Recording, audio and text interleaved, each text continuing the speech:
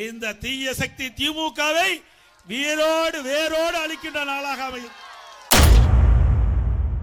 2026 மக்கள் விரோத தீய சக்தி திமுகவை வேரோடு அழிப்போம் என எதிர்க்கட்சித் தலைவர் எடப்பாடி பழனிசாமி கொந்தளித்துள்ளார். இந்த தை திருநாளிலே தைப்பொங்கலிலே கலந்து கொண்டுள்ளது மற்றற்ற மகிழ்ச்சி அளிக்கின்றது. எத்தனையோ பொங்கல் இருக்கின்றன, எத்தனையோ திருவிழாக்கள் வருகிறது. ஆனால் கிராமத்திலே இருக்கின்றவர்கள், நாட்டு மக்களுக்கு உணவளிக்கின்றவர், அந்த உழவனுடைய திருநாள் இந்த தைப்பொங்கல் தான் என்பதை நினைவு கூற கடமைப்பட்டிருக்கின்றேன். இந்த நன்னாள் ஒரு சிறந்த நாள். தை பிறந்தால் வழி பிறக்கும்.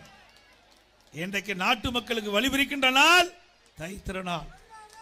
2025 ஆண்டு ஒரு சிறப்பான ஆண்டாக அமைந்து அடுத்து வருகின்ற 2026 ஆண்டில் நாம் தை பொங்கலை கொண்டாடுகின்ற பொழுது அந்த மகிழ்ச்சியான நாளிலே, ஒரு எழுச்சியான நாளிலே இந்த தீய சக்தி திமுகவை வேரோடு வேரோடு அழிக்கின்ற நாளாக அமையும்.